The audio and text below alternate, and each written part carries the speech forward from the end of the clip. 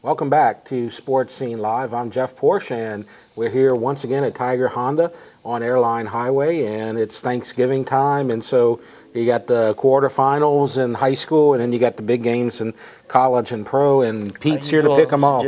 All right, and Pete, we're going to start with the one team left in this area, St. James. They get a home game against Burley. So I was 7-3 last week. I'm still 90-20, 81%, even after a bad week. That's good. Yeah.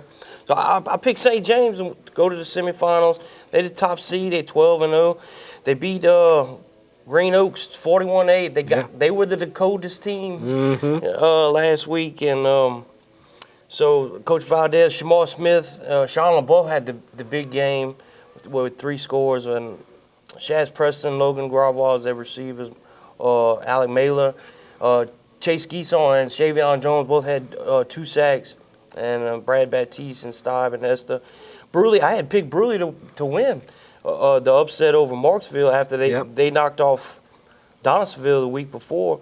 Bruley's got a good team. Lost to Alexandria, Baker, and U High, but I'm picking St. James to win this game, and hopefully they can make it to the Dome. St. James they have state champions. They won 4 state championships, and with Coach Gailey in the past, they made it to the Dome and would be faced against John Curtis and teams like that.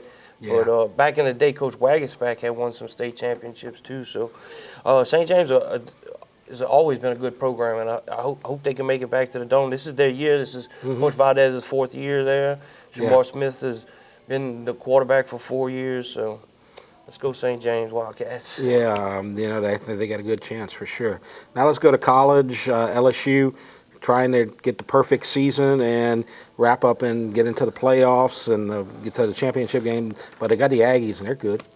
So LSU's coming off the 56-20 victory over Arkansas. They didn't cover the spread. It was outrageous 46-point spread. But Joe Burrow, LSU, for one, becoming the first SEC school to have a 4,000-yard passer in Joe Burrow, a 1,000-yard rusher in Clyde Edwards-Helaire, and 2,000-yard receivers in Jamar Chase and Justin Jefferson. So Joe Burrow, I mean, they got him like as a number 1 pick in the draft now. His Heisman odds, last time I checked, were like something like 1-10 when beginning of the year were like 200 or 300 to 1.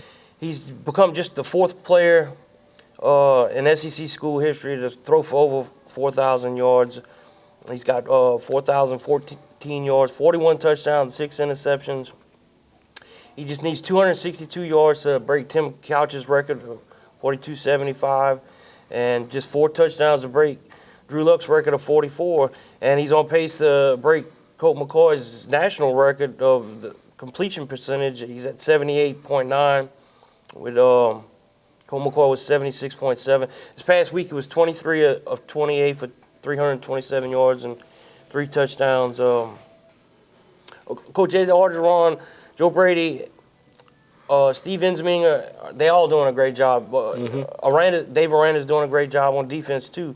To have the number 1 ranked team undefeated and winning like this, they set a school record for most points scored this past week, too, over the course of the season. Edwards-Helaire, 7 years in a row now, LSU rushers going over 1,000 yards, only the 14th time all time. Let's see, this past week, Clyde had 188 yards and 3 touchdowns, 68 yards receiving, and he also had Emory and Davis Price got touchdowns. Chase had 144 yards and 2 touchdowns. We're looking, and Jefferson had a touchdown. Moss has come on real big he had 68 yards receiving.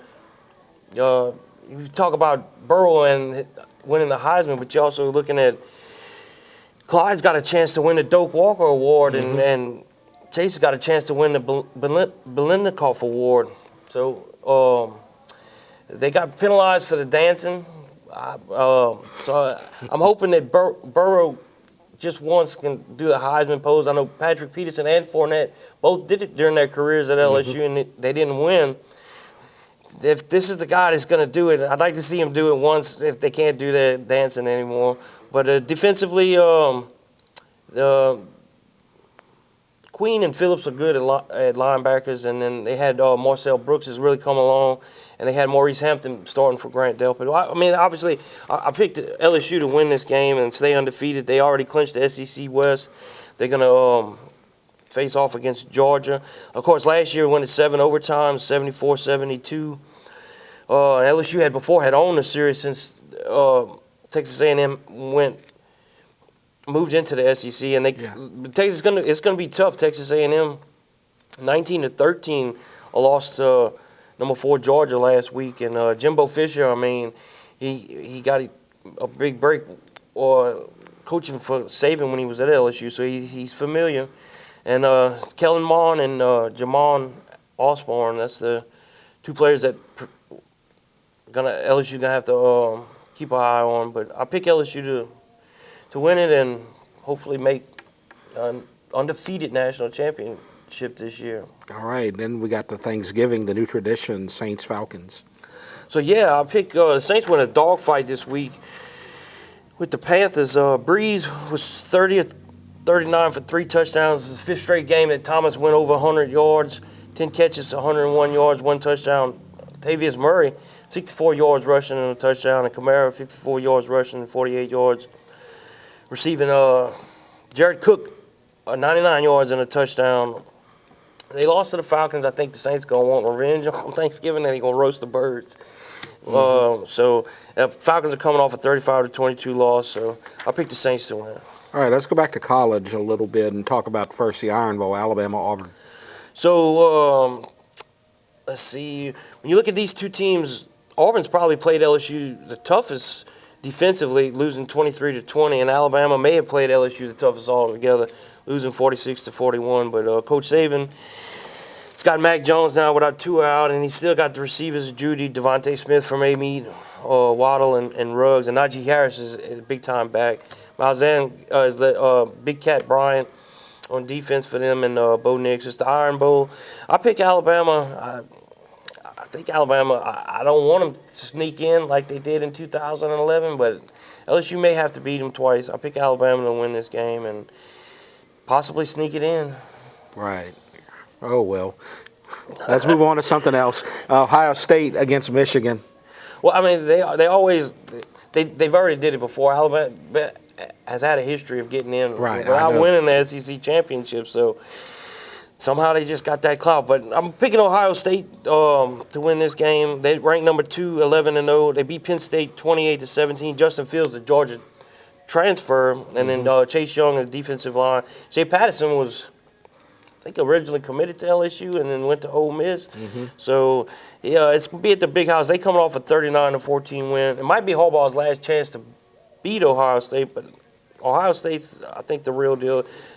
They'll win this game and probably get in as the number 2 seed in the college football playoff. All right, now let's go to high school. And first game we're going to go back to is Ruston, the Ascension Parish champs, going up against Zachary.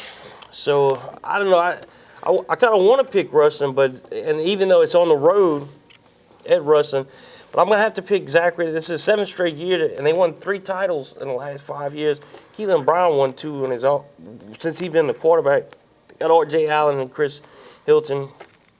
I know Ruston's tough. It's going to be tough to beat him up there, but somehow Zachary has found a way to win in the playoffs, and they win a lot. So I'll pick Zachary in that game. All right, and then Acadiana, number 1, they're going up against Airline. Well, they knocked out Walker in the past round, and they got a guy, Dylan Monette. He broke the career rushing record held by Ali Broussard, which may have been the start of Acadiana's run in the past decade and a half or so. I picked Acadiana to win. They the top seed. It's at Airline, but I think that they got the type of offense to carry this.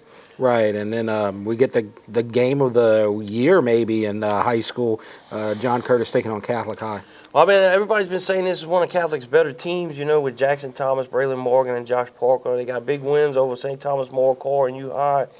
Curtis barely beat Carr 42-39 before, and they lost to Rummel 21-20. I'm going to pick John Curtis to win this game. I don't think Catholic is is going to win a state championship this year. They've only won one state title, and it was when it went down to the divisions in their career. And John Curtis is pushing 30 state titles. They just know how to win. I'm going to pick John Curtis to win this game. All right, and then we go to some of the lower classifications. Catholic High, Point Coupee taking on Southern Lab, who beat Ascension Catholic. I went to that game, and it was interesting. Angelo Izzard, he's a pretty good quarterback for Southern Lab, and Ascension Catholic had the lead early on. Kai Prean had a nice touchdown run. Jai Williams had kind of got dinged up a little bit, but Jacob Dunn returned a fumble that put Ascension Catholic ahead, but then Southern Lab just grounded out, and I think they're going to do that against Catholic Point Coupee, and I picked them to win. Catholic Point Coupee did knock off Opelousas Catholic. It was the second time they beat them this year, 13-0, and outside of that, Opelousas Catholic was undefeated, but I'm picking Southern Lab. I mean, they always there, so I picked them.